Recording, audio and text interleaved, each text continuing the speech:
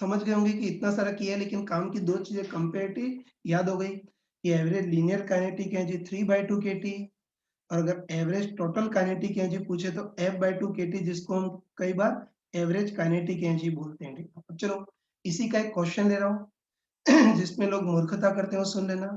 तो देखो इस बार हमको दे रखा है कि एक तो हीलियम जैसी हल्की गैस है और उसके कंपटीशन में ज़ीनॉन जैसी भारी गैस है। तो हमको दे रखा है कि ये दोनों गैसेस को हमने सेम टेम्परेचर पे रखा है। बस इन दोनों गैसेस को सेम टेम्परेचर पे रखें। तो हमको पूछा है कि किसकी एवरेज काइनेटिक एनर्जी ज़्यादा होगी वो देखना है ना? पहले मूर्ख लोग कैसे करते हैं वो सुन लेना। चलो तुम थोड़ा सोच के बताओ कि हाइड्रोजन और ज़ीनॉन दोनों गैस सेम टेम्परेचर पे रखी हैं, तो किसकी एवरेज काइनेटिक एनर्जी ज़्यादा होगी? चलो मेरे ख्याल से तुमने सोच लिया होगा, ठीक है? देखो पहले मूर्ख लोग कैसे करते हैं वो सुन लेना। देखो मूर्ख लोगों को पूछें कि किसकी एवरेज काइनेटिक एनर्जी ज़्यादा होगी, तो वो लोग तो बस काइनेटिक एनर्जी पूछा है तो बस गधों टाइप से हाफ mv स्क्वायर, और फिर ये सोचते हैं कि हाइड्रोजन मॉलिक्यूल का मास कम होता है तो इसकी एवरेज काइनेटिक एनर्जी भी कम, और ज़ीनॉन मॉलिक्यूल का मास ज़्यादा होता है तो इसकी एवरेज काइनेटिक एनर्जी भी ज़्यादा, पूरा सत्यानाश कर देते हैं। बताओ सही है गलत? पूरी तरह से गलत है। तुम याद करके बताओ, तुम याद करके बताओ कि जब हमने गैस मॉलिक्यूल की एवरेज काइनेटिक एनर्जी निकाली थी, तो उसमें गैस के मॉलिक्यूल का मास तो कैंसल हो गया था। मैं 1-2 पेज में पीछे करके बताता हूँ।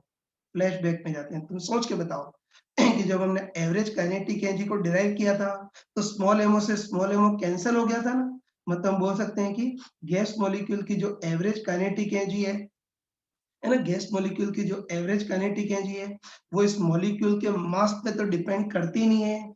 बता जो एवरेज काइनेटिक एनर्जी है वो केवल टेम्परेचर और डिग्री ऑफ फ्रीडम पे ही डिपेंड करती है ना? तो ये तो गलत है। अब इसको सही तरीके से करते हैं, है ना? इसको सही तरीके से करते हैं तो हमको अच्छे पता है ना? हमको अच्छे पता है कि गैस मॉलिक्यूल की जो एवरेज हमको अच्छे पता है कि गैस मॉलिक्यूल की जो एवरेज काइनेटिक एनर्जी होती है वो इस मॉलिक्यूल के मास पे तो डिपेंड करती नहीं है, ये तो केवल टेम्परेचर और डिग्री ऑफ फ्रीडम पे डिपेंड करती है। और मैंने अभी तुमको चमका करके बताया था, है ना? अभी तुमको चमका कर बताया था कि गैस मॉलिक्यूल की एवरेज काइनेटिक एनर्जी पूछ रहा है, मतलब एवरेज टोटल काइनेटिक एनर्जी पूछ रहा है। और अभी चमका कर बताया था कि गैस मॉलिक्यूल की एवरेज काइनेटिक एनर्जी या एवरेज टोटल काइनेटिक एनर्जी कितनी होती है? F/2 kT। है, तो ये ध्यान रखना कि गैस मॉलिक्यूल की एवरेज काइनेटिक एनर्जी या एवरेज टोटल काइनेटिक एनर्जी कितनी होती है? F/2 kT इतनी होती है। बस तुम देखते बताओ कि हाइड्रोजन और ज़ीनॉन दोनों का टेम्परेचर तो सेम है, लेकिन हाइड्रोजन की डिग्री ऑफ फ्रीडम ज़्यादा है, तो उसकी एवरेज काइनेटिक एनर्जी भी ज़्यादा होगी, और ज़ीनॉन की डिग्री ऑफ फ्रीडम कम, तो उसकी एवरेज काइनेटिक एनर्जी भी कम होगी। चाहो तो निकाल भी सकते हो। जैसे हमको हाइड्रोजन मॉलिक्यूल की एवरेज काइनेटिक एनर्जी निकालनी है, तो बताओ हाइड्रोजन डायटोमिक है, इसकी डिग्री ऑफ फ्रीडम 5 होगी, तो इसकी एवरेज काइनेटिक एनर्जी 5/2 kT। और ज़ीनॉन मॉलिक्यूल की एवरेज काइनेटिक एनर्जी निकालनी है, तो ज़ीनॉन मोनोएटॉमिक है, इसकी डिग्री ऑफ फ्रीडम 3, तो इसकी एवरेज काइनेटिक एनर्जी 3/2 kT। तो ये हमको सबक मिल गया इस क्वेश्चन से कि जो एवरेज काइनेटिक एनर्जी होती है वो उस मॉलिक्यूल के मास पे बिल्कुल डिपेंड नहीं करती, वो केवल टेम्परेचर और डिग्री ऑफ फ्रीडम पर ही डिपेंड करती है। हाँ बच्चों, आगे बढ़ते हैं। देखो अभी तक तो हमने केवल गैस के एक मॉलिक्यूल की एवरेज काइनेटिक एनर्जी निकाली है, और हमको पता है कि गैस के एक मॉलिक्यूल की एवरेज काइनेटिक एनर्जी तो F/2 kT होती है। लेकिन कंटेनर में गैस के ऐसे बहुत सारे मॉलिक्यूल होते हैं, तो अब सारे मॉलिक्यूल की टोटल काइनेटिक एनर्जी कितनी होगी वो देखना है। ये चलो मान लेते हैं कोई कंटेनर है, ठीक है ना? तो मान लेते हैं कोई कंटेनर है जिसमें गैस भरी है मतलब गैस के बहुत सारे मॉलिक्यूल भरे हैं, और गैस के टोटल नंबर ऑफ मॉलिक्यूल होते हैं उसको हम कैपिटल एन बोलते हैं ना। तो इस कंटेनर में गैस के टोटल कैपिटल एन जितने बहुत सारे मॉलिक्यूल भरे हैं, ठीक है। तो हम अभी पढ़ चुके थे, है ना? अभी हमने पढ़ा था कि गैस के एक मॉलिक्यूल की एवरेज काइनेटिक एनर्जी कितनी होती है? F/2 kT। अब कंटेनर में गैस के ऐसे-ऐसे n मॉलिक्यूल भरे हैं। बस तुम आराम से बताओ कि एक मॉलिक्यूल की average kinetic energy F/2 kT, तो कंटेनर में ऐसे-ऐसे n मॉलिक्यूल भरे हैं ना, तो बताओ n मॉलिक्यूल्स की टोटल काइनेटिक एनर्जी कितनी हो जाएगी? F/2 kT into n, मतलब इजीली कह सकते हैं एक मॉलिक्यूल की average kinetic energy F/2 kT। तो ऐसे-ऐसे कंटेनर में n मॉलिक्यूल है ना, तो n मॉलिक्यूल्स की टोटल काइनेटिक एनर्जी कितनी हो जाएगी? F/2 kT into n। अब इसको थोड़ा-सा सॉल्व कर सकते हैं। तो बताओ capital N total number of molecule है, तो बताओ टोटल नंबर ऑफ मॉलिक्यूल्स को क्या लिख सकते हो तुम? मोल इनटू अवोगाड्रो नंबर। पढ़ा होगा कि टोटल नंबर ऑफ मॉलिक्यूल्स को हम मोल इनटू अवोगाड्रो नंबर बोल सकते हैं। थोड़ा सा और सॉल्व करते हैं। तो बताओ कि बोल्ट्जमैन कांस्टेंट होता है और Na अवोगाड्रो कांस्टेंट, फिर तो है ना, के बोल्ट्जमैन कांस्टेंट और Na अवोगाड्रो कांस्टेंट। तो बताओ इन दोनों का जो मल्टीप्लाई होता है उसको गैस कांस्टेंट R बोलते हैं, पहले पढ़ चुके हैं कि के बोल्ट्जमैन कांस्टेंट ये भी एक कांस्टेंट है, Na अवोगाड्रो कांस्टेंट ये भी कांस्टेंट है। तो इन दोनों का जो मल्टीप्लाई होता है उसको हम क्या बोलते हैं? गैस कांस्टेंट R बोलते हैं। तो बताओ सारे मॉलिक्यूल्स की टोटल काइनेटिक एनर्जी हमारे पास कितनी आ गई? ये स्मॉल n को आगे रख देता हूँ, फिर कितना बचेगा? F/2 और K into Na को R लिख सकते हैं into T। तो गैस के सारे मॉलिक्यूल्स की total kinetic energy NF/2 RT हो गई, है ना? बस बोल सकते हैं कि एक मॉलिक्यूल की average kinetic energy F/2 kT। तो गैस के सारे मॉलिक्यूल्स की total kinetic energy F/2 kT into n। और इसको सॉल्व करेंगे तो, है ना, इसको सॉल्व करेंगे तो गैस के सारे मॉलिक्यूल्स की टोटल काइनेटिक एनर्जी कितनी आ जाएगी? NF/2 RT इतनी आ जाएगी। बस हमको अच्छे पता है कि गैस के सारे मॉलिक्यूल रैंडम मोशन करते हैं ना, है ना? तो गैस के सारे मॉलिक्यूल रैंडम में डिसऑर्डर मोशन करते हैं। तो हम बोल सकते हैं कि रैंडम या डिसऑर्डर मोशन के कारण गैस के सारे मॉलिक्यूल्स की total kinetic energy NF/2 RT हो गई। तो देखो सोचते में बिल्कुल इम्पॉसिबल काम लग रहा था, है ना? तुम खुद बताओ कि तुम खुद बताओ कि गैस के मॉलिक्यूल की स्पीड 0 से इनफाइनाइट के बीच रैंडमली कुछ भी हो सकती है, डायरेक्शन भी कैसी भी हो सकती है।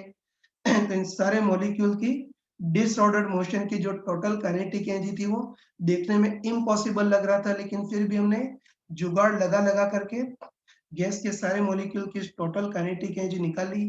फिर बस हमको पक्का पता चल गया कि गैस के सारे मॉलिक्यूल ऐसे रैंडम मोशन करेंगे ना, तो बस रैंडम या डिसऑर्डर्ड मोशन की जो टोटल काइनेटिक एनर्जी होती है वो कितनी आ गई? NF/2 RT आ गई। बस आराम से बताओ कि रैंडम या डिसऑर्डर्ड मोशन के कारण गैस के सारे मॉलिक्यूल्स की टोटल काइनेटिक एनर्जी तो NF/2 RT आ गई, और गैस मॉलिक्यूल की आपस में पोटेंशियल एनर्जी बिल्कुल नेग्लिजिबल होगी, है ना? बताओ, है ना? बताओ आइडियल गैस एजम्पशन में हमने माना था कि गैस मॉलिक्यूल के बीच आपस में इंटरमॉलिक्यूलर फोर्स नेग्लिजिबल होता है।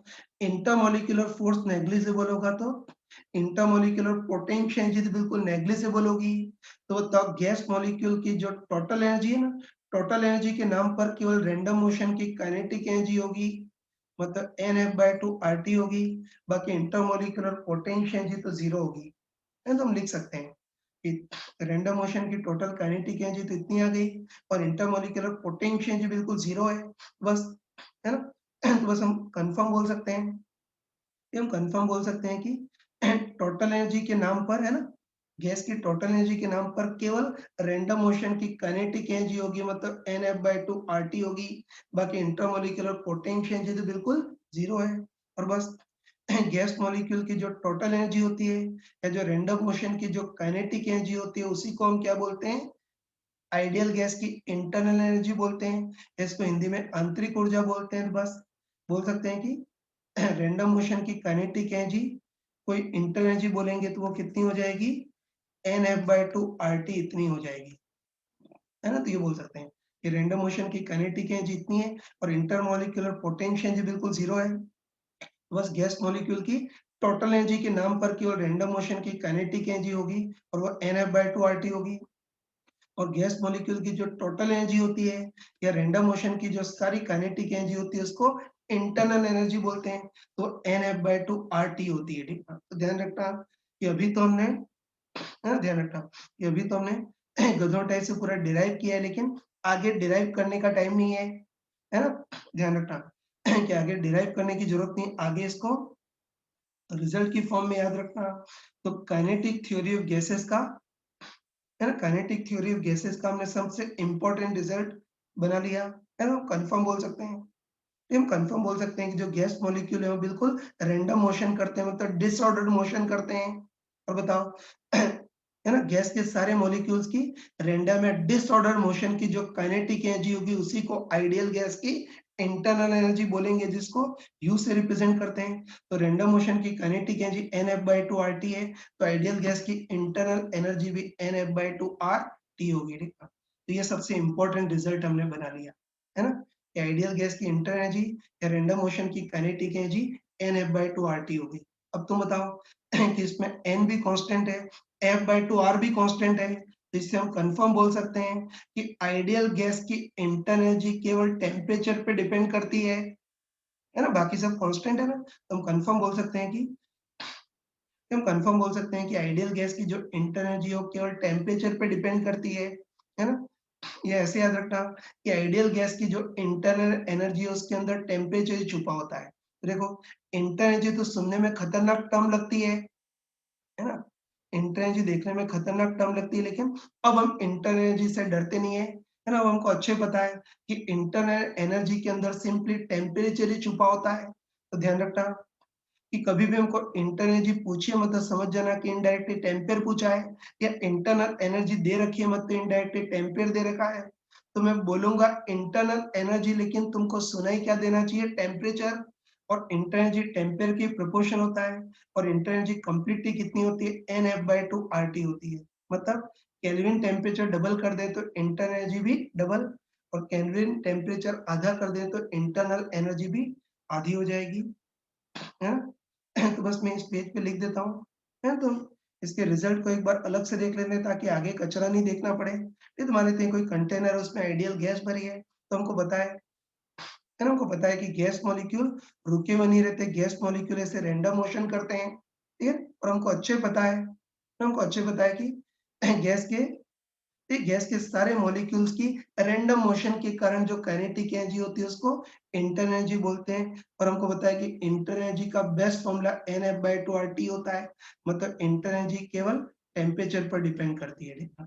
ऐसे ही इंटर एनर्जी में स्मॉल चेंज भी देख सकते हो, जैसे मान लेते हैं कि गैस को थोड़ा गर्म कर दिया तो टेम्परेचर थोड़ा चेंज हो जाएगा, तो इंटर एनर्जी भी चेंज हो जाएगी, और हम डायरेक्ट बोल सकते हैं कि इंटर एनर्जी NF/2RT होती है, तो इंटर एनर्जी में चेंज कितना होगा, NF/2RDT।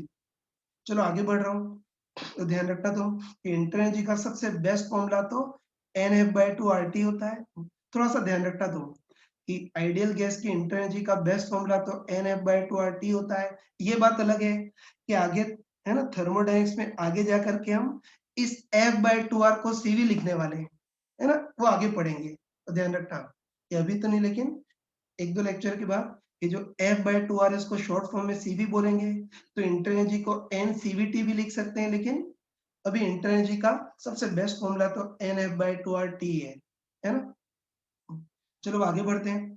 तो ध्यान रखना इंटर एनर्जी का बेस्ट फॉर्मूला तो NF/2RT है, लेकिन कई बार इसको प्रेशर और वॉल्यूम में भी कन्वर्ट किया होता है, वो तुम खुद भी कर सकते हो, ठीक है? तो तुम बताओ कि इंटर एनर्जी NF/2RT होती है ना, तो इसमें F/2 को तो अलग करते हैं, F/2 को अलग करेंगे तो बचेगा क्या, nRT, और आइडियल गैस इक्वेशन के अकॉर्डिंग nRT को क्या लिख सकते हैं, PV, तो inter energy F/2 into PV हो गई, ठीक है? कई महामूर्ख लोग वॉल्यूम को उधर ट्रांसफर करते हैं, तो वॉल्यूम को उधर ट्रांसफर करेंगे तो internal energy per unit volume कितना हो गया, F/2 P हो गया। और बताओ, एनर्जी पर यूनिट वॉल्यूम को एनर्जी डेंसिटी बोलते हैं ना, तो वैसे internal energy per unit volume को हम क्या बोलेंगे, इंटरनल एनर्जी डेंसिटी। तो internal energy density F/2 P आ गया, बाकी ये जस्ट रबिश है, नॉनसेंस है, इसका कोई प्रैक्टिकल महत्व नहीं है। बस प्रैक्टिकली तो हमको एक ही याद रखना है कि बस आइडियल गैस की इंटर एनर्जी टेम्परेचर पे डिपेंड करती है, और आइडियल गैस की इंटर एनर्जी होती कितनी है, NF/2RT, दैट्स ऑल। इतना ही ध्यान में रखना है, बाकी सारी चीजें तुम खुद कर सकते हो, ठीक है? अब देखो, ये हमने आइडियल गैस की इंटर एनर्जी के बारे में पढ़ लिया। अब चलो एक बार इंटरनल एनर्जी की किताबी डेफिनेशन लिख देते हैं, है ना? इंटर एनर्जी की किताबी डेफिनेशन देख लेते हैं, फिर तुम अच्छे ध्यान रखना कि इंटरनल एनर्जी की एक तो माइक्रोस्कोपिकल डेफिनेशन भी दे सकते हैं और एक प्रैक्टिकल डेफिनेशन भी देख सकते हैं, ठीक है? चलो सॉरी, सबसे पहले हम इंटर एनर्जी की माइक्रोस्कोपिकल डेफिनेशन देखते हैं। ये तो हम देख ही चुके हैं और हमको अच्छे पता है कि गैस की, सॉरी बच्चों थोड़ा डिस्टर्बेंस था। ये तो वही इंटर एनर्जी की एक तो माइक्रोस्कोपिकल डेफिनेशन दे सकते हैं। ये तो देखो माइक्रोस्कोपिकल लेवल पर तो हम ये बोल सकते हैं कि गैस मॉलिक्यूल की रैंडम मोशन या डिसऑर्डर्ड मोशन के कारण जो काइनेटिक एनर्जी होती है उसको इंटरनल एनर्जी बोलते हैं। ये तो माइक्रोस्कोपिकल लेवल पर हम ये बोल सकते हैं, है ना? तो हम बोल सकते हैं कि सारे गैस मॉलिक्यूल्स की रैंडम मोशन या ओनली डिसऑर्डर मोशन के कारण जो काइनेटिक एनर्जी होती है उसको आइडियल गैस की इंटरनल एनर्जी बोलते हैं। ये तो मैंने लिख भी दिया है, हिंदी इंग्लिश दोनों में लिख दिया है। तो माइक्रोस्कोपिकल डेफिनेशन ये बोल सकते हैं, है ना? कि सारे गैस मॉलिक्यूल की रैंडम या ओनली डिसऑर्डर मोशन की जो काइनेटिक एनर्जी होती है उसको इंटरनल एनर्जी बोलते हैं। ये तो माइक्रोस्कोपिकल डेफिनेशन हो गई। लेकिन हम चाहे तो इंटरनल एनर्जी की प्रैक्टिकल डेफिनेशन भी दे सकते हैं। तो ध्यान रखना कि ये ध्यान रखना कि प्रैक्टिकल शब्दों में हम ये बोल सकते हैं कि गैस की टेम्परेचर या गर्मी के कारण जो एनर्जी होती है उसको इंटर एनर्जी बोलते हैं। बताओ, इंटर एनर्जी टेम्परेचर पे डिपेंड करती है ना? बस प्रैक्टिकल शब्दों में, ये प्रैक्टिकल शब्दों में, अनपढ़ों के शब्दों में हम ये बोल सकते हैं कि गैस की टेम्परेचर या गर्मी के कारण जो एनर्जी होती है उसको इंटरनल एनर्जी बोलते हैं। मतलब कोई भी गैस ठंडी होगी तो उसकी इंटरनल एनर्जी कम होगी और कोई गैस गर्म होगी तो उसकी इंटरनल एनर्जी ज्यादा होगी। तो प्रैक्टिकल शब्दों में ये बोल सकते हैं कि गैस की टेम्परेचर या गर्मी के कारण जो एनर्जी होती है उसको इंटरनल एनर्जी बोलते हैं। अब देखो अभी हमने मूर्खों टाइप से दोनों डेफिनेशन बताई, है ना? अभी ने मूर्खों टाइप से दोनों डेफिनेशन बताई लेकिन दोनों का मतलब सेम ही होता है। ध्यान रखना कि जिसको हम अनपढ़ों के शब्दों में टेम्परेचर बोलते हैं वो माइक्रोस्कोपिकल लेवल पर रैंडम मोशन ही होता है ना? ध्यान रखना कि टेम्परेचर को माइक्रोस्कोपिकल लेवल पर रैंडम मोशन बोलते हैं। तो दो दो डेफिनेशन बताई लेकिन दोनों का मतलब सेम ही होता है। अब ध्यान रखना कि वैसे तो मैंने दो दो डेफिनेशन बताई लेकिन आगे जो हम थर्मोडायनेमिक्स वाला पार्ट पढ़ेंगे ना, तो आगे जो थर्मोडायनामिक्स वाला पार्ट पढ़ेंगे उसमें हमको बस प्रैक्टिकल डेफिनेशन को ही ध्यान में रखना है ना? तो ध्यान रखना कि आगे जो थर्मोडायनामिक्स वाला पार्ट पढ़ेंगे उसमें इतनी भारी-भारी चीजें ध्यान में रखने की जरूरत नहीं। बस हम तो अनपढ़ों के टाइप से प्रैक्टिकली ध्यान में रखेंगे कि बस गैस की टेम्परेचर या गर्मी के कारण जो एनर्जी होती है उसको आइडियल गैस की इंटर एनर्जी बोलते हैं और वो NF/2RT होती है, ठीक? ये मैंने सारा लिख दिया है, ठीक? एक और खतरनाक चीज बता रहा हूँ, तो अच्छे ध्यान रखना कि फिजिक्स, है ना? अच्छे ध्यान रखना कि इस थर्मोडायनामिक्स में तो हम गैस की स्टडी कर रहे हैं और गैस में भी केवल आइडियल गैस की स्टडी कर रहे हैं। तो ये ध्यान रखना, इस थर्मोडायनामिक्स में हम गैस की स्टडी कर रहे हैं और गैस में भी आइडियल गैस की स्टडी कर रहे हैं और आइडियल गैस में इंटरमॉलिक्यूलर फोर्सेस होते ही नहीं है। इससे आइडियल गैस में तो रैंडम मोशन की जो काइनेटिक एनर्जी होती है उसी को इंटर एनर्जी बोलते हैं। लेकिन ध्यान रखना कि अगर आइडियल गैस नहीं हो, नॉन आइडियल गैस हो या गैस की जगह सॉलिड और लिक्विड हो, तो ध्यान रखना तुम अच्छे से। ये तो अच्छे ध्यान रखना कि अगर गैस हो, तो अच्छे ध्यान रखना कि गैस और आइडियल गैस हो तो इंटर एनर्जी केवल टेम्परेचर पे डिपेंड करती है। लेकिन अगर गैस नहीं हो, सॉलिड या लिक्विड हो, तो ध्यान रखना कि सॉलिड और लिक्विड की जो इंटर एनर्जी है वो टेम्परेचर पे तो डिपेंड करती है लेकिन साथ में बॉन्डिंग पे भी डिपेंड करेगी, उसके स्ट्रक्चर पे भी डिपेंड करेगी, है ना? तो ये बहुत इंपॉर्टेंट चीज ध्यान रखना, ठीक है? अच्छे ध्यान रखना कि इंटर एनर्जी ओनली टेम्परेचर पे डिपेंड करती है ना, याद रखना इंटर एनर्जी ओनली टेम्परेचर पे डिपेंड करती है। ये चीज तो गैस के लिए वैलिड है और गैस में भी आइडियल गैस के लिए वैलिड है।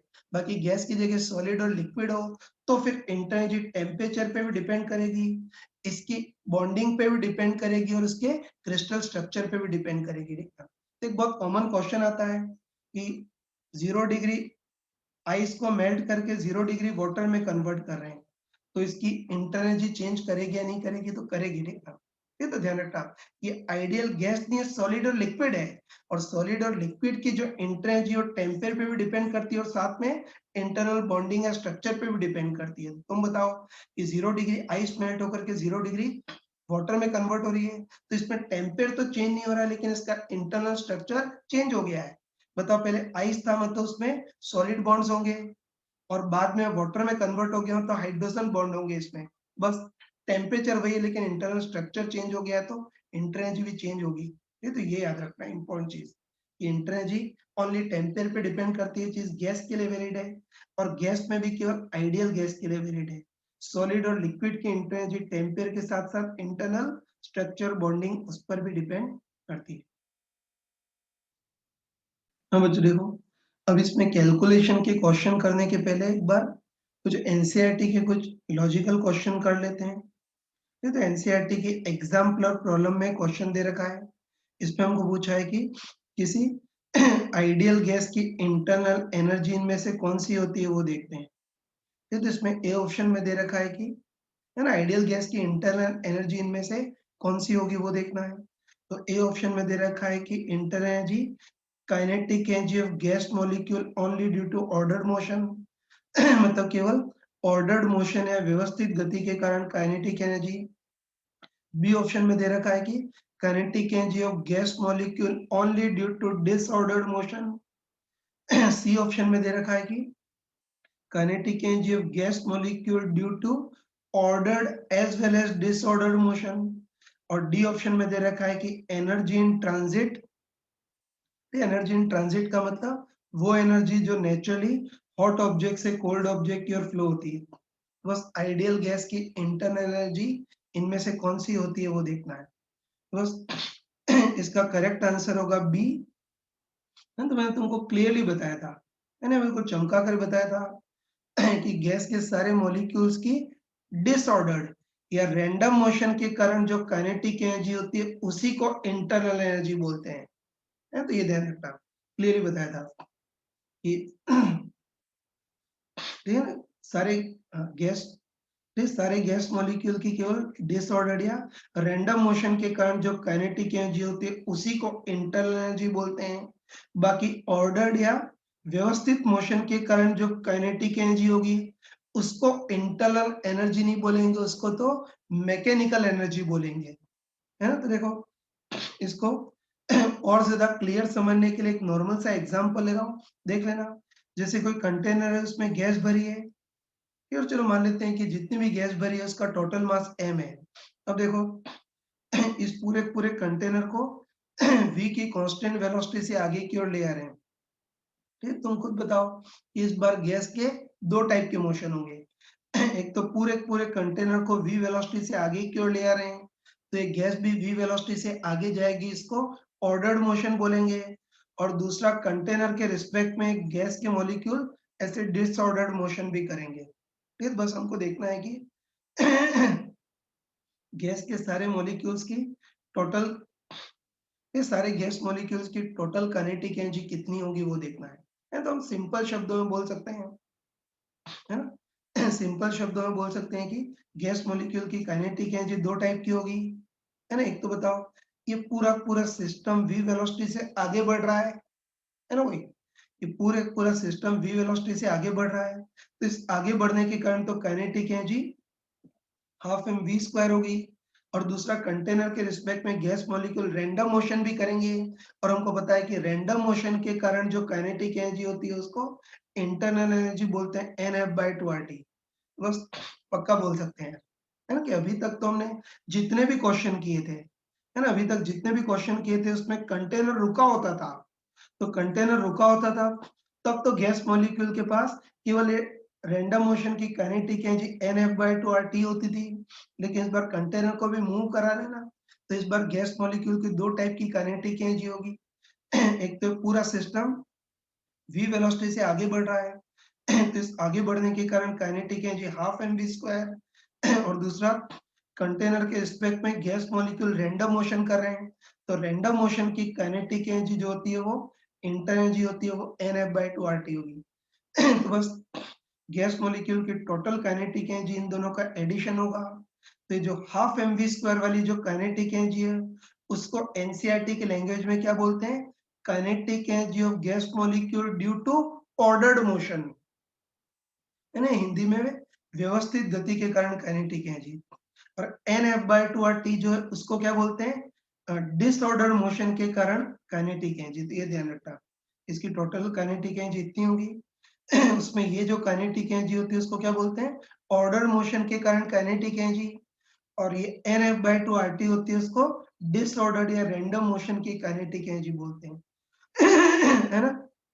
बस इसमें है ना, इसमें ओनली डिसऑर्डर्ड या रैंडम मोशन की जो काइनेटिक एनर्जी होती है, उसी को इंटरनल एनर्जी बोलते हैं। बाकी इस ऑर्डर्ड या व्यवस्थित मोशन के कारण जो काइनेटिक एनर्जी होती है, उसको इंटरनल एनर्जी नहीं बोलते, उसको तो मैकेनिकल एनर्जी बोलते हैं। है ना? तो ये ध्यान रखना। या ज़्यादा खतरनाक लैंग्वेज में ऐसे बोल सकते हैं कि गैस की टोटल काइनेट है ना, किसी दोस्त को डराना हो तो खतरनाक शब्दों में बोल सकते हैं कि गैस की टोटल काइनेटिक एनर्जी कितनी होगी? Kinetic energy of centre of mass plus kinetic energy of system with respect to centre of mass. है तो किसी को डराना हो तो ऐसे ही बोल सकते हैं कि टोटल काइनेटिक एनर्जी होगी, ये kinetic energy of centre of mass plus एक kinetic energy of system with respect to centre of mass. लेकिन इतना ज्यादा भारी-भारी वर्ड यूज़ करने की ज़रूरत नहीं, हम सिंपल लैंग्वेज में बोल सकते हैं। एक तो आगे बढ़ने की ऑर्डर्ड मोशन की kinetic energy half M V square और जो रैंडम एंड डिसऑर्डर मोशन है उसकी काइनेटिक एनर्जी NF/2RT। पक्का पता चल गया कि गैस मॉलिक्यूल की ओनली डिसऑर्डर्ड या रैंडम मोशन की जो काइनेटिक एनर्जी होती है, उसी को इंटर एनर्जी बोलते हैं। ऑर्डर्ड मोशन या सिस्टमैटिक मोशन की जो काइनेटिक एनर्जी होती है, उसको इंटरनल एनर्जी नहीं, उसको तो मैकेनिकल एनर्जी बोलते हैं। तो निश्चित कोई डाउट नहीं होना चाहिए, बी ऑप्शन करेक्ट है।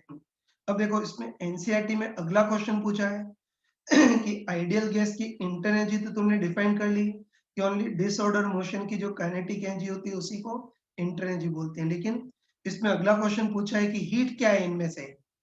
है ना? अगला क्वेश्चन ये पूछा है इन चार ऑप्शन में हीट क्या है। ये हीट को हिंदी में ऊष्मा बोलते हैं। तो इन चारों में से हीट के लिए कौन सा ऑप्शन सही है, तो ध्यान रखना कि हीट के लिए कौन सा ऑप्शन सही होगा, डी ऑप्शन सही होगा। है तो ध्यान रखना कि अगर हीट को परफेक्ट शब्दों में बोलना है ना, हीट को परफेक्ट शब्दों में बोलना है तो ध्यान रखना कि हीट क्या होती है, एनर्जी इन ट्रांजिट। मतलब वो है ना, हीट वो एनर्जी होती है जो हॉट ऑब्जेक्ट से कोल्ड ऑब्जेक्ट की ओर नेचुरली फ्लो होती है। तो ये ध्यान रखना कि हीट को अगर परफेक्ट शब्दों में बोलना है तो ध्यान रखना कि heat is energy in transit. है ना, मतलब हीट वो एनर्जी होती है जो नेचुरली हॉट ऑब्जेक्ट से कोल्ड ऑब्जेक्ट की ओर बहती है, उसको हीट बोलते हैं। ये तो कई मूर्ख लोग तो इंटर एनर्जी और हीट को अलग अलग मानते हैं, लेकिन दोनों में डिफरेंस है। बस आइडियल गैस की इंटर एनर्जी के बारे में पूछे तो बी आंसर सही होगा, और अगर हीट के बारे में पूछे तो डी आंसर सही होगा कि heat is energy in transit. Energy in transit का मतलब होता है बहने वाली एनर्जी, मतलब वो एनर्जी जो नेचुरली हॉट ऑब्जेक्ट से कोल्ड ऑब्जेक्ट की ओर बहती है। जैसे लैंग्वेज में घुमा करके क्वेश्चन पूछे तब भी इजीली कर सकते हो। हाँ बच्चों देखो, इंटरनल एनर्जी पे बेस्ड एक क्वेश्चन लेते हैं। इसकी लैंग्वेज मैंने प्रॉपर्ली लिख दी है, मैं जस्ट एक्सप्लेन ही कर रहा हूँ। ये तो इसमें हमको दे रखा है कि कोई नॉन कंडक्टिंग कंटेनर है। तो इसमें हमको दे रखा है कोई नॉन कंडक्टिंग कंटेनर है और उसमें 320 ग्राम ऑक्सीजन गैस भरी है। अब देखो शुरू में कंटेनर 100 मीटर पर सेकेंड की वेलोसिटी से मूव कर रहा है, तो ऑब्वियसली अंदर रखी गैस भी इतनी वेलोसिटी से मूव कर रही होगी। अब हमको दे रखा है कि अब एक कंटेनर अचानक में किसी दीवार से टकरा करके ठीक है, ये कंटेनर किसी दीवार से टकरा करके अचानक में रुक जाता है। ये तो हम फीलिंग से बोल सकते हैं कि दीवार से टकराने के बाद ये कंटेनर अगर अचानक में रुक जाए तो गैस के अंदर रैंडम मोशन बढ़ जाएगा, तो टेम्परेचर भी बढ़ जाएगा। बस ये पूछा है कि दीवार से टक्कर के कारण एक कंटेनर अचानक में रुक जाए तो इस ड्यूरिंग अंदर की जो ऑक्सीजन गैस है उसका टेम्परेचर कितना बढ़ जाएगा। और सेकंड पार्ट थोड़ा-सा कैलोरीमेट्री पे बेस्ड है। तो सेकंड पार्ट में भी सेम वही क्वेश्चन है, लेकिन सेकंड केस में इस कंटेनर के अंदर 320 ग्राम ऑक्सीजन भरने की जगह 50 किलोग्राम वाटर भरा हुआ है।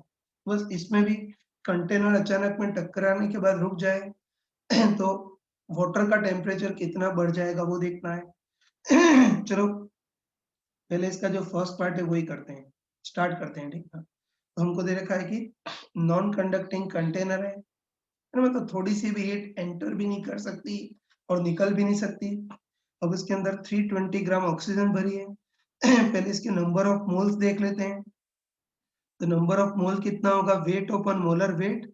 तो वेट तो 320 ग्राम अपन मोलर वेट 32, तो इसके नंबर ऑफ मोल्स कितने हो गए? 10 मोल्स, मतलब 10 मोल्स ऑक्सीजन गैस भरी हुई है। तो चलो शुरू में गैस का टेम्परेचर टी इनिशियल मान लेते हैं, ठीक है। अब ये कंटेनर 100 मीटर पर सेकंड की वेलोसिटी से मूव कर रहा है और शुरू में गैस का टेम्परेचर टी इनिशियल है। अब एक कंटेनर दीवार से टकराता है और है ना, दीवार से टकराता है और टकराने के बाद अचानक में रुक जाता है। बस दीवार से टक्कर के कारण कंटेनर अचानक में रुक जाएगा, तो तब गैस के अंदर उथल-पुथल बढ़ जाएगी, मतलब रैंडम मोशन बढ़ जाएगा। है ना? जैसे गैस की जगह पानी भरा हो, तो कंटेनर टक्कर के बाद अचानक में रुक जाए तो पानी के अंदर उथल-पुथल बढ़ जाती है। वैसे गैस के अंदर भी रैंडम मोशन बढ़ जाएगा, मतलब टेम्परेचर भी बढ़ जाएगा। तो बस हमको देखना है कि फाइनल टेम्परेचर कितना होगा या इसके कारण गैस के टेम्परेचर में इंक्रीज़ कितना होगा वो देखना है। बस ऐसा करते हैं कि ये जो इनिशियल स्टार्टिंग पोज़ीशन है इसको इनिशियल और टकराने के बाद वाली पोज़ीशन को फाइनल, इनिशियल से फाइनल के बीच क्या लगा सकते हैं वो देखते हैं, है ना? तो बस तुम देखते ही बताओ ये देखते ही बताओ कि कंटेनर ये देखते ही बताओ कि कंटेनर टोटली नॉन कंडक्टिंग है। मतलब थोड़ी-सी भी हीट एंटर भी नहीं कर सकती और थोड़ी-सी भी हीट निकल भी नहीं सकती। मतलब कन्फर्म है कि इस गैस की टोटल एनर्जी कंज़र्व रहेगी। हाँ, तो ये मेन चीज़ है कि कंटेनर कंडक्टिंग है, सॉरी नॉन कंडक्टिंग है, थोड़ी-सी भी हीट एंटर भी नहीं कर सकती और निकल भी नहीं सकती। तो इस गैस की टोटल एनर्जी कंज़र्व रहेगी, मतलब गैस की टोटल एनर्जी जितनी शुरू में होगी उतनी बाद में होगी। अब देखो इसमें कई लोग कन्फ्यूज़ होते हैं, है ना? इसमें कई लोग कन्फ्यूज़ होते हैं, देखो कई लोग सोचते हैं कि कंटेनर टकराने के बाद अचानक में रुक गया है ना, मतलब कंटेनर का दीवार के साथ कोलिजन परफेक्ट इनएलास्टिक है ना? टकराने के बाद अचानक में रुक गया है, मतलब इस गाड़ी का दीवार के साथ कोलिजन परफेक्टली इनएलास्टिक है। और तुमने पढ़ा होगा कि परफेक्टली इनएलास्टिक कोलिजन में तो एनर्जी में लॉस होता है, तो फिर एनर्जी कंजर्वेशन कैसे लगा रहे हैं वो सोचते हैं। ये तो ध्यान रखना कि ये तो सही है। सॉरी, ये ध्यान रखना कि ये तो सही है कि इस गाड़ी का दीवार के साथ कोलिजन परफेक्ट इनएलास्टिक है, मतलब गाड़ी की तो एनर्जी कंजर्व नहीं रहेगी, गाड़ी की तो एनर्जी में लॉस होगा। तो ये ध्यान रखना, इस गाड़ी का दीवार के साथ कोलिजन परफेक्ट इनएलास्टिक है, मतलब गाड़ी की तो एनर्जी में लॉस नहीं होगा, उसकी तो है ना, गाड़ी की एनर्जी कंजर्व नहीं रहेगी, उसकी एनर्जी में तो लॉस होगा। लेकिन बताओ गाड़ी का कोलिजन परफेक्ट इनएलास्टिक है ना, गाड़ी की एनर्जी में तो लॉस होगा, लेकिन गाड़ी के अंदर जो गैस भरी है, उसका तो कोलिजन परफेक्टली इलास्टिक होगा ना, इससे गैस की टोटल एनर्जी कंज़र्व रहेगी। तो ये इंटरेस्टिंग चीज़ है कि गाड़ी की दीवार से कोलिजन परफेक्टली इनएलास्टिक है, इससे गाड़ी की एनर्जी तो कंज़र्व नहीं रहेगी, लेकिन गाड़ी के अंदर जो गैस है, वो तो जितनी स्पीड से टकराएगी उतनी स्पीड से बाउंस होगी। मतलब गैस के कोलिजन परफेक्टली इलास्टिक होंगे, गैस की एनर्जी कंज़र्व रहेगी। तो ये मेन चीज़ है कि गाड़ी की एनर्जी तो कंज़र्व नहीं रहेगी, लेकिन गाड़ी के अंदर जो गैस है, उसकी टोटल एनर्जी कंज़र्व रहेगी। मतलब गैस की टोटल एनर्जी जितनी शुरू में होगी उतनी बाद में होगी। चलो पहले गैस की इनिशियल टोटल एनर्जी देखते हैं। ना पहले गैस की इनिशियल टोटल एनर्जी देखते हैं। तो तुम आराम से बताओ कि शुरू में गैस की कौन-कौन सी एनर्जी होंगी? एक तो पूरा सिस्टम v वेलोसिटी से आगे बढ़ रहा है, तो एक तो गैस की आगे बढ़ने वाली काइनेटिक एनर्जी होगी हाफ एम वी स्क्वायर, और दूसरा गैस का टेम्परेचर रैंडम मोशन के कारण जो एनर्जी होती है उसको इंटरनल एनर्जी बोलते हैं, और वो कितनी होगी एन एफ बाय 2 और टी इनिशियल। है तो हम पक्का बोल सकते हैं, ये कंफर्म बोल सकते हैं कि शुरू में गैस की 2 टाइप की एनर्जी होगी।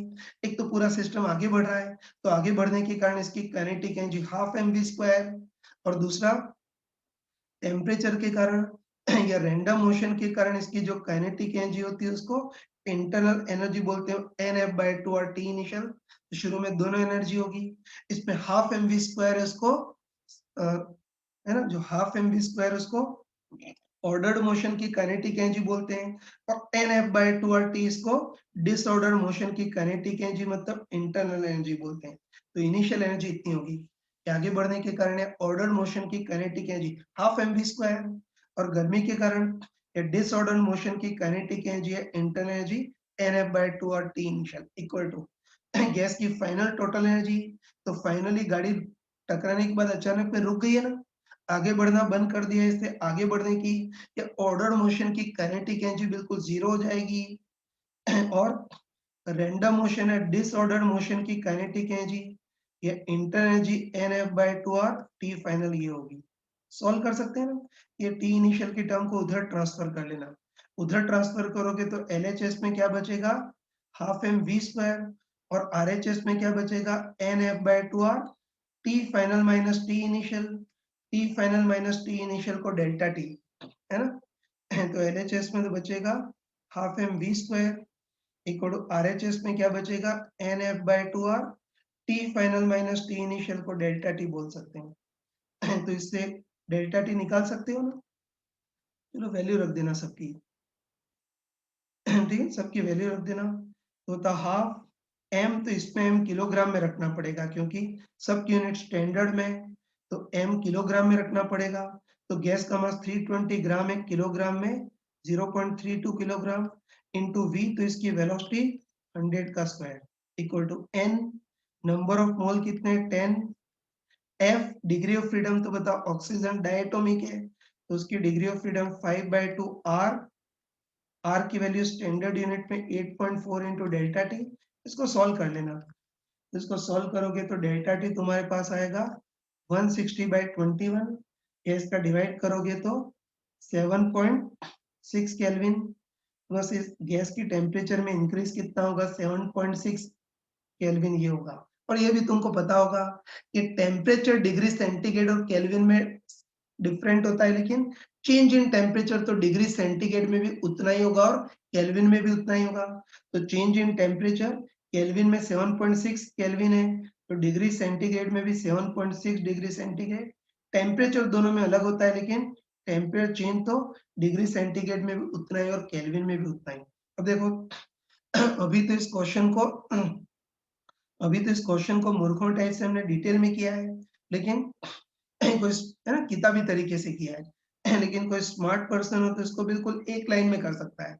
ये तुम खुद बताओ कि पूरा सिस्टम वी वेलोसिटी से आगे बढ़ रहा था और दीवार से टकराने के बाद गाड़ी अचानक में रुक गई ना, तो गैस के टेम्परेचर में इंक्रीज देखना है, तो इसको थोड़ा प्रैक्टिकली भी सोच सकते हो। तुम बताओ, ये बताओ इस टक्कर के कारण गैस की कौन सी एनर्जी में लॉस होगा, हाफ एम वी स्क्वायर इतनी एनर्जी में लॉस होगा ना। तुम बताओ कि पहले सिस्टमैटिक मोशन की kinetic energy half M V square थी और लास्ट में सिस्टमैटिक मोशन की kinetic energy half M V square खत्म हो गई ना। तो ये बोल सकते हैं कि शुरू में ऑर्डर्ड मोशन की kinetic energy half M V square थी और लास्ट में ऑर्डर मोशन वाली काइनेटिक एनर्जी खत्म हो गई। मतलब बोल सकते हैं कि इस ड्यूरिंग गैस की एनर्जी में कितना लॉस होगा, हाफ एम वी स्क्वायर जितना एनर्जी में लॉस होगा, और जितना भी एनर्जी में लॉस होगा वो गैस का टेम्परेचर या इंटरनल एनर्जी को बढ़ाने में जाएगा, तो that will be equal to increase in internal energy NF/2 और डेल्टा टी, है ना। तो कोई स्मार्ट पर्सन हो तो मुंह जुबानी कर सकता है कि होता है इस मोशन में गैस की एनर्जी में कौन सा लॉस हुआ है, हाफ एम वी स्क्वायर इतना एनर्जी में लॉस हुआ है, और ये जितना भी एनर्जी में लॉस होगा वो टेम्परेचर या इंटरनल एनर्जी को बढ़ाने में जाएगा, तो that will be equal to NF/2 और डेल्टा टी। ये इक्वेशन डायरेक्ट आ गए ना, इसको सॉल्व करोगे तब भी वही आंसर आएगा, डेल्टा टी इक्वल टू 160/21 यही आएगा। ठीक, चलो अब इसका सेकेंड पार्ट भी इसी टाइप से कर सकते हैं। हाँ बच्चों, बहुत सारा पूरा लिख नहीं पाऊंगा, लेकिन इसका सेकेंड पार्ट भी इसी तरीके से हम कर सकते हैं। ठीक है, सेकेंड पार्ट में देखना, इसके सेकेंड पार्ट में देखना, सेकेंड पार्ट में सेम वही क्वेश्चन है कि नॉन कंडक्टिंग गाड़ी है जो 100 की वेलोसिटी मूव करी है, अचानक में दीवार से टक्कर के कारण रुक गई है। ठीक, लेकिन सेकेंड पार्ट में ऑक्सीजन गैस भरने की जगह इसमें 50 केजी जितना वाटर भरा है। अब दीवार से टक्कर के कारण गाड़ी अचानक में रुक गई है, तो हमको पता है कि गाड़ी अचानक में रुक जाएगी तो वाटर के अंदर उथल-पुथल बढ़ जाएगी। वाटर के अंदर रैंडम मोशन बढ़ जाएगा, मतलब वाटर का टेम्परेचर भी बढ़ जाएगा। तो बस वाटर के टेम्परेचर में इंक्रीज कितना होगा वो देखना है। तो बताओ अब गधों टाइप से पूरा करने की जरूरत नहीं है ना, अब इसको शॉर्ट में ही करेंगे बस। तुम बिल्कुल प्रैक्टिकली बताओ कि यहाँ से अब तक वाटर की कौन सी एनर्जी में लॉस हुआ है, हाफ एम वी स्क्वायर इस एनर्जी में लॉस हुआ है। बताओ, शुरू में वाटर की ऑर्डर मोशन की kinetic energy half M V square थी और बाद में ऑर्डर मोशन की काइनेटिक एनर्जी 0 हो गई है ना? तो तुम बताओ कि यहाँ से यहाँ तक वाटर की एनर्जी में लॉस कितना हुआ है? हाफ एम वी स्क्वायर जितना लॉस हुआ है। और बताओ, है ना, बताओ वाटर की एनर्जी में जितना भी लॉस होगा वो वाटर की थर्मल एनर्जी को बढ़ाने में जाएगा। और याद रखना कि कोई गैस हो, है ना, अगर कोई गैस हो तो गैस की तो चेंज इन एनर्जी NF/2 और डेल्टा टी होती है, लेकिन अगर सॉलिड या लिक्विड हो तो उसकी change in energy NF/2 R delta T की जगह MS डेल्टा टी होगी। ये तुम कैलोरीमेट्री में पढ़ोगे, हमारे टाइम पे तो 9-10 में होता था। ठीक, तो कैलोरीमेट्री में पढ़ोगे, लेकिन थोड़ा ध्यान रखना यार कि यहाँ से यहाँ तक वाटर की एनर्जी में हाफ एम वी स्क्वायर जितना लॉस हुआ है और एनर्जी में जितना भी लॉस होगा वो टेम्परेचर को बढ़ाने में जाएगा, मतलब थर्मल एनर्जी को बढ़ाने में जाएगा। अगर एक गैस होती तब तो चेंज इन थर्मल एनर्जी है इंटर एनर्जी NF/2 और डेल्टा टी होती है, लेकिन वाटर है तो कैलोरीमेट्री में पढ़ोगे कि वाटर की change in inter energy NF/2 और डेल्टा टी की जगह MS डेल्टा टी होगी, जहाँ S वाटर की स्पेसिफिक हीट कैपेसिटी। बस सॉल्व कर सकते हैं। हाफ M वाटर का मास 50 केजी इंटू V 100 का square equal to M water का मास 50 केजी, S वाटर की स्पेसिफिक हीट कैपेसिटी वो कैलोरी में इतनी होती है लेकिन जूल में 4200। तो S वाटर की स्पेसिफिक हीट कैपेसिटी 4200 जूल पर kilogram into degree centigrade into delta T निकालना है। सॉल्व कर लोगे ना?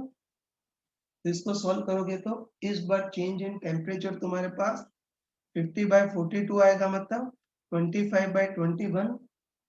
इसको सॉल्व करेंगे तो 1.2 डिग्री सेंटीग्रेड और चेंज इन टेम्परेचर तो डिग्री सेंटीग्रेड में भी उतना ही और केल्विन में भी उतना ही होगा। तो इन क्वेश्चन को इजीली कर सकते हैं। तो ये काइनेटिक थ्योरी ऑफ गैसेस हमने पूरा कंप्लीट कर लिया।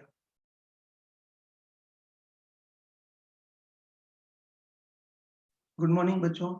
देखो, पिछली क्लास में हमने काइनेटिक थ्योरी ऑफ गैसेस के सारे कंसेप्ट पढ़ लिए थे और सबसे लास्ट में हमने केटीजी का सबसे इंपॉर्टेंट कंसेप्ट पढ़ा था, इंटरनल एनर्जी। ठीक है, तो मैंने बताया था कि गैस की इंटरनल रैंडम मोशन के कारण जो एनर्जी होती है उसको इंटरनल एनर्जी बोलते हैं, या प्रैक्टिकल शब्दों में बोल सकते हैं कि गैस की टेम्परेचर या गर्मी के कारण जो एनर्जी होती है उसको इंटरनल एनर्जी बोलते हैं। और हमने देख लिया था कि आइडियल गैस की जो इंटरनल एनर्जी है उसके अंदर केवल टेम्परेचर छुपा होता है और आइडियल गैस की इंटरनल एनर्जी कितनी होती है? NF/2RT। ये बात अलग है कि आगे जाकर के हम F/2R को क्या लिखने वाले हैं? CV। लेकिन अभी तो ये ध्यान में रखना कि आइडियल गैस की इंटरनल एनर्जी का बेसिक फॉर्मूला NF/2RT होता है, या इंटरनल एनर्जी में स्मॉल चेंज पूछे तो NF/2RDT होगा। हाँ, तो ये सब हमने पढ़ लिया था। देखो, इंटरनल एनर्जी पे बेस्ड एक क्वेश्चन भी किया था। एक और क्वेश्चन करते हैं। देखो, कई बार ऐसे क्वेश्चन आते हैं जिसमें दो गैस को मिक्स किया जाता है, तो गैस की मिक्सिंग पे बेस्ड एक एग्जांपल लेते हैं, है ना, ध्यान से देखना। तो इसमें हमको दे रखा है कि दो आइडेंटिकल कंटेनर हैं, इसका वॉल्यूम भी 1 मीटर क्यूब और इसका वॉल्यूम भी 1 मीटर क्यूब। अब देखो, इस कंटेनर में हमने 8 ग्राम हीलियम भरी है जिसका टेम्परेचर 100 केल्विन है और इस कंटेनर में हमने 32 ग्राम ऑक्सीजन भरी है जिसका टेम्परेचर 320 केल्विन है। और हमको दे रखा है कि दोनों कंटेनर टोटली नॉन कंडक्टिंग है। नॉन कंडक्टिंग है मतलब थोड़ी सी भी हीट एंटर भी नहीं कर सकती और हीट निकल भी नहीं सकती, है ना। अब देखो, शुरू में तो दोनों कंटेनर के बीच कॉर्क लगा दिया है ताकि गैसेस मिक्स नहीं हो पाए, लेकिन चलो अब हम ऐसा करते हैं कि इस कॉर्क को हटा देते हैं। तो हमको पता है कि कॉर्क को हटा देंगे तो दोनों गैसेस मिक्स होने लगेंगी और कुछ ही टाइम में इन दोनों कंटेनर में गैसेस का यूनिफॉर्म मिक्सचर फैल जाएगा। तो बताओ, फाइनली सब जगह टेम्परेचर भी सेम हो जाएगा जिसको कॉमन टेम्परेचर बोल सकते हैं, और फाइनली सब जगह प्रेशर भी सेम हो जाएगा जिसको कॉमन प्रेशर बोल सकते हैं। बस हमको पूछा है कि कॉर्क को रिमूव कर दें तो, है ना, कॉर्क को रिमूव कर दें तो फाइनली सब जगह कॉमन टेम्परेचर कितना हो जाएगा और फाइनली सब जगह कॉमन प्रेशर कितना हो जाएगा वो देखना। ये तो स्टार्ट करते हैं। कोई हमको दे रखा है 2 आइडेंटिकल कंटेनर है, जिसमें हर एक का वॉल्यूम 1 मीटर क्यूब है ना? इसमें हीलियम भरी है और इसमें ऑक्सीजन भरी है। दोनों के नंबर ऑफ मोल्स निकाल लेते हैं अलग से, है ना? तो बताओ, इसमें 8 ग्राम हीलियम भरी है, तो इसके नंबर ऑफ मोल्स कितने होंगे? वेट अपन मोलर वेट, तो वेट तो 8 ग्राम अपन मोलर वेट 4, तो इसके नंबर ऑफ मोल्स 2 मोल्स हो गए, ठीक है? और इसमें 32 ग्राम ऑक्सीजन भरी है, तो इसके नंबर ऑफ मोल्स भी वेट अपन मोलर वेट, तो वेट तो 32 और मोलर वेट भी 32, तो 1, बस हम पक्का बोल सकते हैं कि इसमें हीलियम गैस भरी है जिसके नंबर ऑफ मोल्स 2 हैं, और इसमें ऑक्सीजन गैस भरी है जिसके नंबर ऑफ मोल्स 1 है ना? जो हीलियम गैस है उसका टेम्परेचर 100 केल्विन है, और जो ऑक्सीजन गैस है उसका टेम्परेचर शुरू में 320 केल्विन है ना? कंडक्ट कंटेनर नॉन कंडक्टिंग है। अब देखो, अभी तो कॉर्क लगा रखा था, लेकिन अब कॉर्क को हटा देते हैं। ये तो हमको अच्छे पता है कि कॉर्क को हटा देंगे तो दोनों गैसेस मिक्स होने लगेंगी, और कुछ ही टाइम में दोनों कंटेनर में गैसेस का बिल्कुल यूनिफॉर्म मिक्सचर बन जाएगा, है ना? तो कुछ ही टाइम में दोनों कंटेनर में गैसेस का यूनिफॉर्म मिक्सचर फैल जाएगा, तो फाइनली सब जगह टेम्परेचर भी सेम हो जाएगा, जिसको टी कॉमन बोल लेते हैं। फाइनली सब जगह प्रेशर भी सेम हो जाएगा, उसको पी कॉमन बोल देते हैं। बस कॉमन टेम्परेचर और कॉमन प्रेशर कितना होगा वो देखना है ना?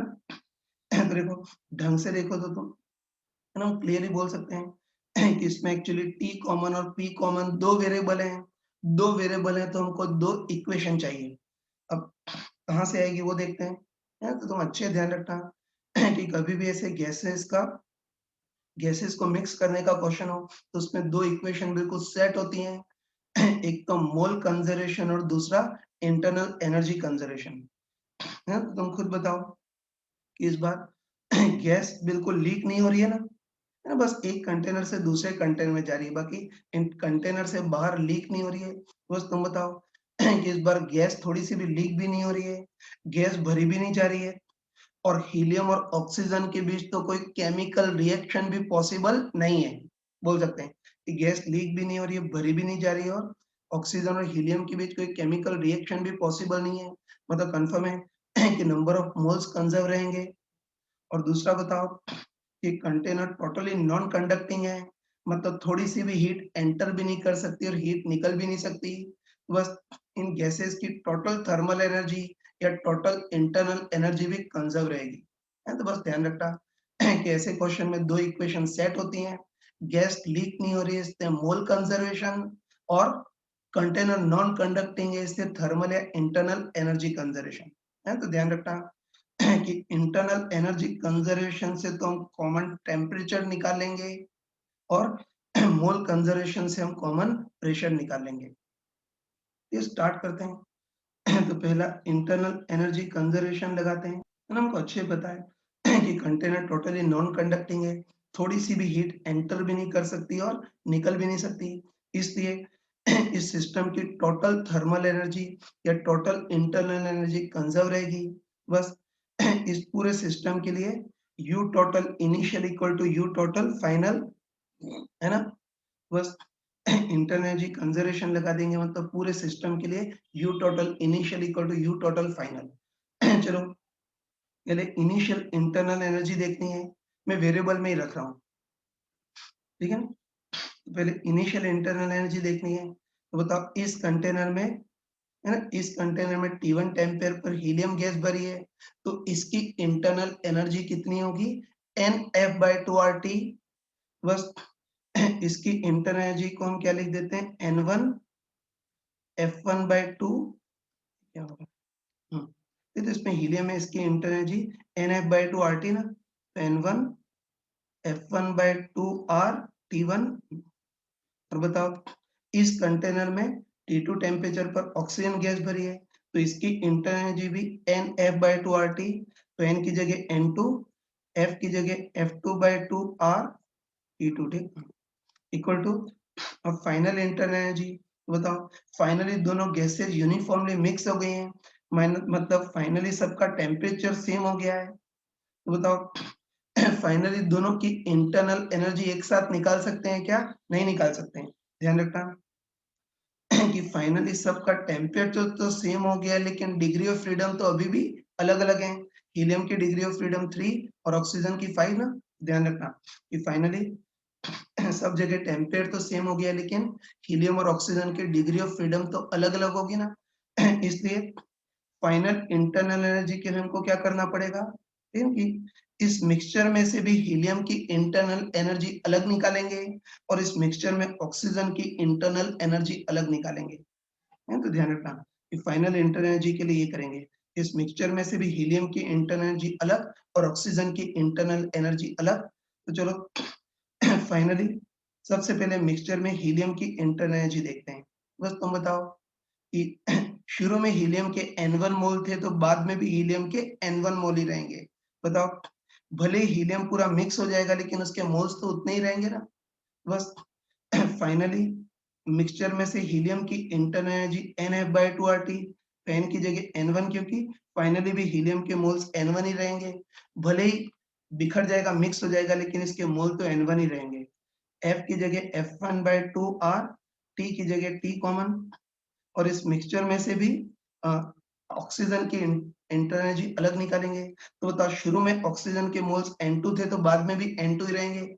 भले ही बिखर जाएगा, मिक्स हो जाएगा लेकिन इसके मोल्स तो N2 ही रहेंगे। तो बताओ, मिक्सचर में ऑक्सीजन की इंटरनल एनर्जी कितनी होगी? N2, F की जगह F2/2 R, T कॉमन ये होगी। है ना? इसको सॉल्व करके तुम T कॉमन निकाल सकते हो। मैं डायरेक्ट बता रहा हूँ कि सॉल्व करोगे तो ये R और ये 2 तो सॉल्व करेंगे तो R/2 कॉमन आकर के कैंसल हो जाएगा और आगे तुम इसको सिंप्लीफाई कर लेना। तो इसको सॉल्व करोगे तो तुम्हारे पास फाइनल टेम्परेचर या कॉमन टेम्परेचर आ जाएगा N1F1T1 प्लस N2F2T2 अपन N1F1 प्लस N2F2 तो फाइनल टेम्परेचर या कॉमन टेम्परेचर इतना आ गया, है ना? तो ध्यान रखना कि अभी मैंने इतना सारा सॉल्व किया लेकिन अगर कोई मेडिकल का बच्चा इस वीडियो को देख रहा हो तो ध्यान रखना कि अब अगर कॉमन टेम्परेचर निकालना हो तो इतनी रामायण नहीं डायरेक्ट करेंगे कि गैसेस को मिक्स अगर करें, है ना? अगर गैसेस को मिक्स करें तो इनके कॉमन टेम्परेचर का फॉर्मूला क्या होगा? N1F1T1 प्लस N2F2T2 अपन N1F1 प्लस N2F2, है ना? बताओ, सेंटर ऑफ मास जैसा ही फॉर्मूला आ गया ना। बताओ, x सेंटर ऑफ मास होता है M1x1 प्लस M2x2 अपन N1 प्लस M2। वैसे ही गैसेस को मिक्स करने पर इनका कॉमन टेम्परेचर कितना होता है? N1F1T1 प्लस N2F2T2 अपन N1F1 प्लस N2F2 ये हो गया। तो बस अब तो सिंपली सबकी वैल्यू रख सकते हैं, है ना? तो बस वैल्यू रख देते हैं N1, है ना? इस हीलियम के मोल कितने हैं? 2, F1 हीलियम की डिग्री ऑफ फ्रीडम तो हीलियम मोनोएटॉमिक है तो degree of freedom 3 into T1 इसका इनिशियल टेम्परेचर 100 प्लस N2 इस ऑक्सीजन के मोल 1, F2 ऑक्सीजन की डिग्री ऑफ फ्रीडम तो ऑक्सीजन डायटोमिक है तो degree of freedom 5 into T2 इसका इनिशियल टेम्परेचर कितना है? 320 अपन N1F1 प्लस N2F2 तो N1F1 तो 2 इंटू 3 प्लस N2F2 1 इंटू 5।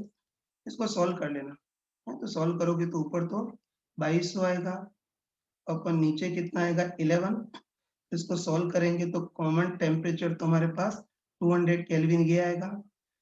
ये तो ध्यान रखना कि अब अगर ऐसे गैसेस के मिक्स, है ना? अब अगर गैसेस के मिक्सिंग के क्वेश्चन हो और कॉमन टेम्परेचर पूछे तो इंटरनल एनर्जी कंजर्वेशन, है ना? पूरा लिखने की जरूरत नहीं, बस डायरेक्ट करेंगे कि मिक्स करने पर common temperature N1F1T1 plus N2F2T2 अपन N1F1 प्लस N2F2 बिल्कुल सेंटर ऑफ मास जैसा ही फॉर्मूला। अब देखो थोड़ा सा टॉपिक से हट करके बात कर रहा हूँ। तो देखो अभी तो हमने दो गैसेस को मिक्स किया है तो common temperature N1F1T1 plus N2F2T2 अपन N1F1 प्लस N2F2 ये आ रहा है। लेकिन जो कैलोरीमेट्री का चैप्टर होगा उसमें हम गैसेस को नहीं, सॉलिड्स या लिक्विड को मिक्स करेंगे। और ध्यान रखना कि अगर सॉलिड या लिक्विड को मिक्स करें तब भी कॉमन टेम्परेचर का फॉर्मूला यही इसी टाइप का ही आता है, बस N1F1 की जगह M1S1 आ जाता है। ये तो ध्यान रखना है, कैलोरीमेट्री में हम ऐसे क्वेश्चन करेंगे जिसमें सॉलिड और लिक्विड को मिक्स किया है। जैसे मान लेते हैं कोई गर्म लोहे का गोला है जिसका मास M1 और स्पेसिफिक हीट कैपेसिटी S1 है और उसको ठंडे पानी में डाल दिया जिसका मास M2 और स्पेसिफिक हीट कैपेसिटी S2 है। तो इनको भी मिक्स करेंगे तो हीट एक्सचेंज होगी और तब तक होगी जब तक कि टेम्परेचर सेम नहीं हो जाए। तो इसमें भी कॉमन टेम्परेचर का फॉर्मूला इसी टाइप का आएगा। तो याद रखना कि अगर सॉलिड या लिक्विड को मिक्स किया हो तो कॉमन टेम्परेचर N1F1 की जगह क्या आएगा, M1S1 T1 plus M2S2 T2 अपन M1S1 प्लस M2S2। तो वैसे तो ये कैलोरीमेट्री में पढ़ोगे, चिंता मत करना, है ना, कैलोरीमेट्री में पढ़ोगे, लेकिन फिर भी मैंने रिजल्ट की फॉर्म में तुमको बता दिया है। तो ध्यान रखना कि गैसेस को मिक्स करें तो common temperature N1F1 T1 plus N2F2 T2 अपन N1F1 प्लस M2F2, और अगर उसकी जगह सॉलिड या लिक्विड को मिक्स करें तो N1F1 की जगह M1S1 आएगा।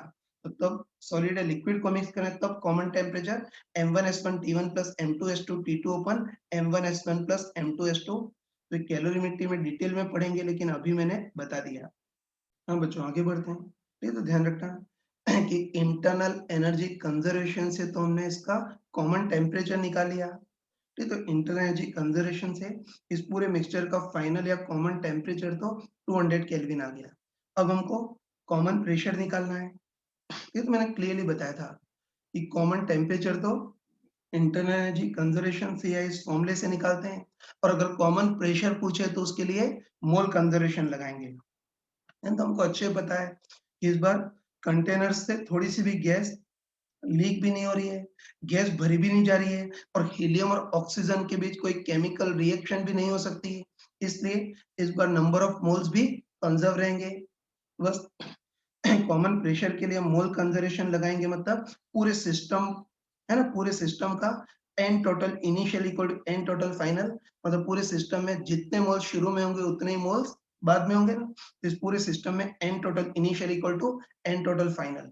चलो पहले इनिशियल मोल देखते हैं। तो तुम बताओ कि इनिशियली इस कंटेनर में हीलियम भरा था जिसके नंबर ऑफ मोल्स 2 थे, और इस कंटेनर में केवल ऑक्सीजन भरा था जिसके नंबर ऑफ मोल्स 1 थे।